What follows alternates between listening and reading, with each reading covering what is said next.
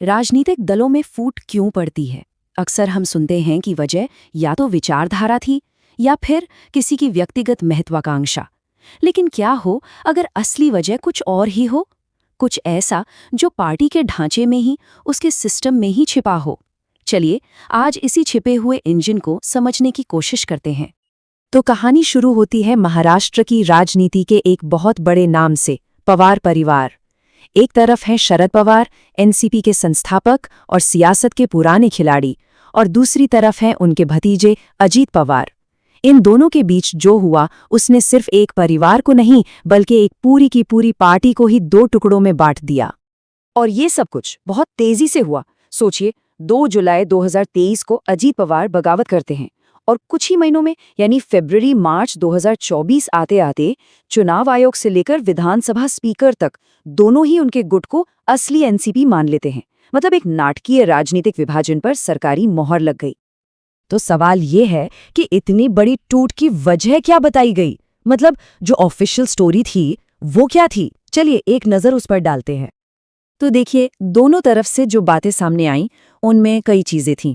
एक तो था वैचारिक मतभेद कि भाई बीजेपी के साथ गठबंधन करना है या नहीं। फिर थी अजीत पवार की अपनी राजनीतिक महत्वाकांक्षा, मुख्यमंत्री बनने की इच्छा।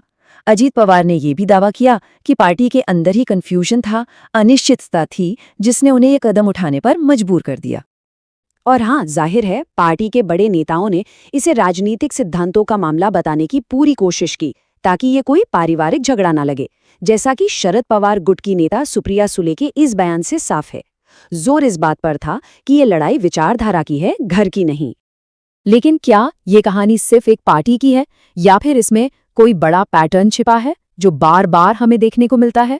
चलिए थोड़ा जूम आउट करके असली रहस्य को समझने की कोशिश करते हैं।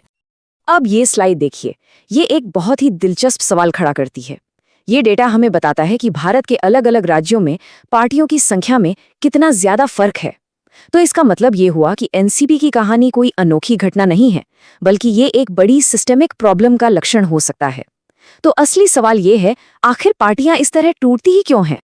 तो इस पहेली को सुलझाने के लिए हमें पॉलिटिकल साइंस का एक कॉन्सेप्ट समझना होगा, पार्टी संगठन।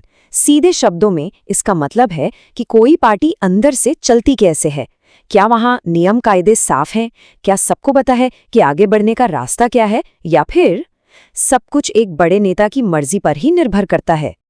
इसे समझने का एक बहुत आसान तरीका है। सोचिए, कुछ पार्टियां एक बड़ी कॉर्पोरेट कंपनी की तरह होती हैं, जहां सब कुछ सिस्टम से होता है, नियम तय होते हैं, प्रमोशन का रास्ता साफ होता है।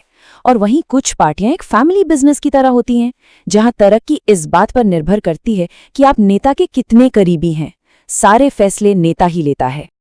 तो अब इसी थ्योरी को एनसीपी वाले केस पर लगाकर देखते हैं। देखिए कैसे सब कुछ साफ हो जाता है। अब देखिए, कई पॉलिटिकल ऑब्जर्वर्स का क्या मानना है। उनका कहना है कि अजीत पवार को ये लगने लगा था कि शरद पवार जी का पूरा फोकस अपनी बेटी सुप्रिया सुले को आगे बढ़ाने पर है, और इसकी वजह से पार्टी में उनके खुद के आगे बढ़ने के रास्ते बंद हो रहे हैं। और बस यही तो है हमारी थियरी का क्लासिक एग्जाम्पल।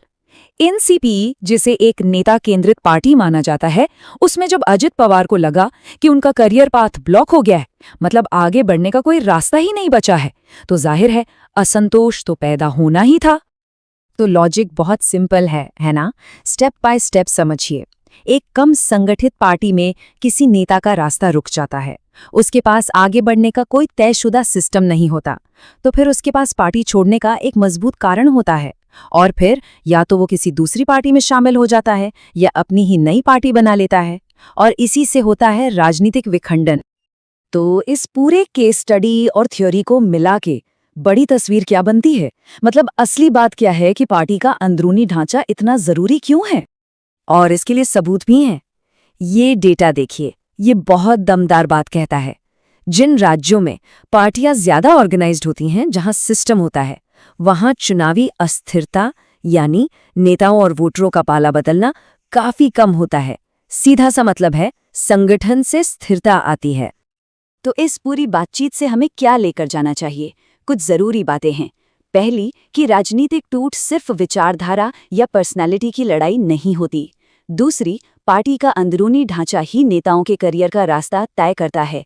तीसरी, जो पार्टियां नेता केंद्रित होती हैं उनके टूटने का खतरा हमेशा ज्यादा होता है। और आखिरी और सबसे जरूरी बात, रुकी हुई महत्वाकांक्षा राजनीति में एक बहुत बड़ी, अक्सर अनदेखी की जाने वाली ताकत है।